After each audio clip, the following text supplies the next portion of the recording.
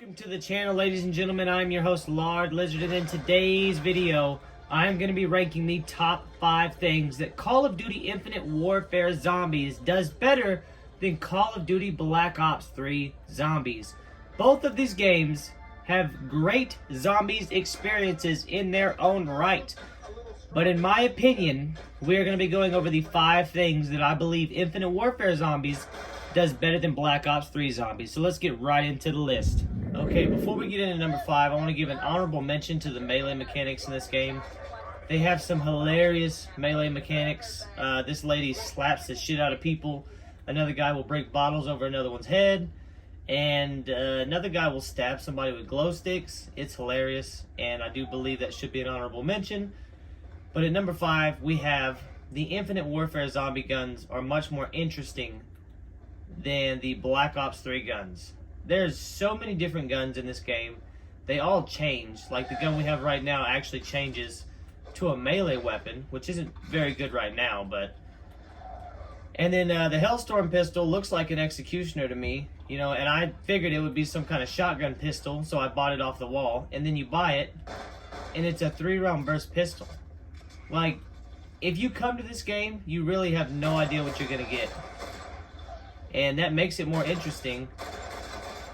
And it just, you know, it's part of the charm of the game. And at number 4 on our list, we have the Lost and Found.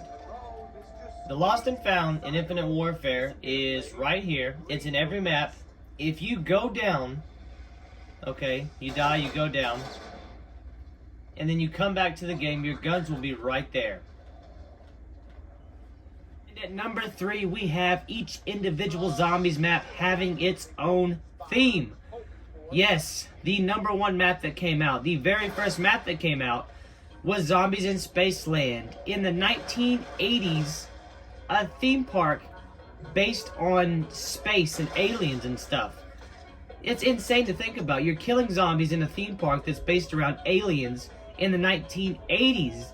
And then map number 2 came out, and it was a rave in the Redwoods, you know. It's like a rave in California in the 1990s, which is different. You know, it's different enough to Zombies in Spaceland. And it has its own vibe. All the zombies are different. I mean, it's just a completely different experience. And then map number 3 is what we're in right now, Shaolin Shuffle. You're in New York, kind of in the, you know, the subways, all around New York, you know, all the big buildings and everything. In the 1970s, and all the zombies are completely different depending on what map you're playing. They all have their own aesthetic. And then number 4, we have Attack of the Radioactive Thing. In the 1950s, this map is based, and you are in Sonoma, California, on the side of a beach, and you have a giant mutant in the middle of the ocean destroying a cargo ship. And it really has its own vibe. It's just a crazy experience. And at number 2, we have the perk system in Infinite Warfare Zombies. In this game, you can buy perks and put them back. We obviously need power right now. But I'm not 100% sure if you can hold every perk in the game. Maybe that's for Director's Cut. But if you can't, you can buy a perk in the beginning of the game. You know, something like... Slappy Taffy gives you extra melee damage. You know, get a bunch of points, and then if you want to trade it out, just go give the perk back. You know, you're not stuck with it until you go down. So that could really help you, you know, especially in the beginning, getting to the middle, to the end game, you know, for the longer games. And it really changes up the gameplay, in my opinion. And at number 1 on our top 5 list of things that Call of Duty Infinite Warfare Zombies does better than Call of Duty Black Ops 3 Zombies is the max ammo enemy boss. I wanted to call this the side bosses, but I didn't want people to get confused. The max ammo boss and the panzers and stuff like that, so I just called this the, you know, the max ammo rounds and the enemies on that round. But on Black Ops 3, you're only going to get dogs, or you're going to get the flying machines that are extremely annoying in Gorod Krovi. I hate those machines, and they don't really fit the map. But in Call of Duty Infinite Warfare Zombies, you literally get, every map has a different enemy. Zombies in Spaceland has clowns, okay? Attack of the Radioactive Thing has the cryptids. Raven the Redwood has what I want to call Bigfoot. I mean, they look like Bigfoot with crazy red eyes.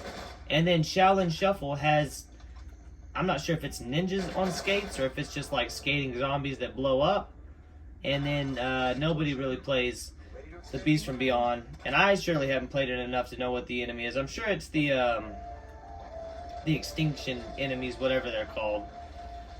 But in my opinion, you know, Infinite Warfare is a great game. Call of Duty Black Ops 3 is a great game, you know, and this is not picking at Black Ops 3. I love both games. I'm going to continue to play both games. And I just want to know what you guys think in the comments. You know, what do you think of my list? Do you enjoy all the things that I put in my top 5 in this video?